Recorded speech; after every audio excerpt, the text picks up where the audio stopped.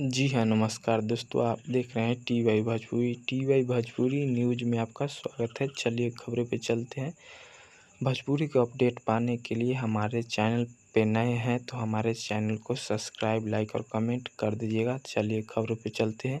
आज खेसारी लाल यादव जी का new song का पोस्टर आ गया है। आप लोग नहीं देखे हैं तो हमारे स्क्रीन पर दिखाई दे रहा होगा, जिस गाने का नाम है कमर डैमेज, जो खेसारी लाल यादव जी ने इस गाने को स्पेशल खुद गाए हैं और काम किए हैं। खेसारी लाल यादव जी और नीलम गिरी जी ने इस वीडियो में काम की है और इस गाने को लिखे हैं कुंदन प्रीत जी, जो बहुत दिन के बाद खेसारी लाल यादव और कुंदन प्रीत जी का जोड़ी आने वाला है, जो आराध्या फिल्म से आप लोग को ये सॉन्ग देखने को मिलेगा।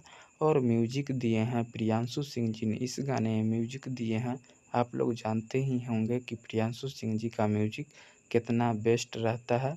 तो दोस्तों, ये बंटी यादव जी का ये चैनल है आराध्या फिल्म्स, जो खेसारी लाल यादव जी का सावन सॉन्ग आया था उसी पे फिर से लेकर आ रहे हैं खेसारी लाल यादव जी न्यू सॉन्ग। तो फिर मिलते हैं हम अगले वीडियो में।